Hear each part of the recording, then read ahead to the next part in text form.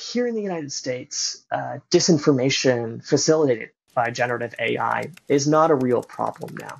We've seen in the campaign cycle so far that generative AI is used by campaigns to post memes or silly little images on their campaign websites that are clearly fake, clearly manipulated. We haven't seen evidence that generative AI has been deployed in the US election context in a way that meaningfully could sway voters, could fool people.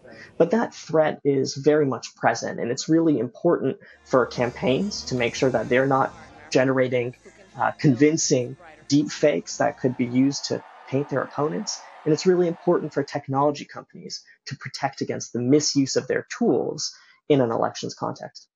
So I read something interesting here on the one of the questions you brought up, the United States scoring 3 out of 4, but is there academic freedom, and is the educational system free from extensive political indoctrination? We've sort of been hearing about that, and it's sort of an underlying factor, it sounds like, in the vulnerability index. Can you touch on that a little bit and where things stand in that regard?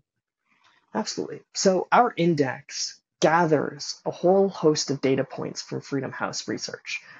One component of the index is measuring whether people in universities and the education system, both teachers and students, have the ability to carry out their work and their learning free from political interference and intimidation.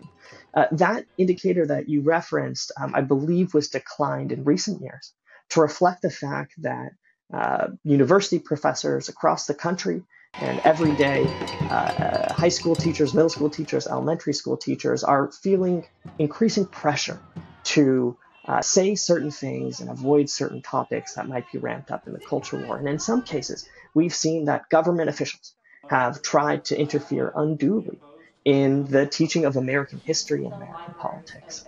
That's really a problem when it comes to ensuring that people have the tools to participate in the balloting process and making political decisions free from interference in November. The other would be, I think, electronic voting machines that people also have concerns about. So we've looked into this, at length, and I'll say that certainly there are concerns that some voting infrastructure is old and outdated, but there are very few signs that that's actually making our infrastructure more vulnerable. Back in 2022, after the midterms, the US intelligence community sat down and they looked at all of the threats that they assessed over the course of the 2022 election process.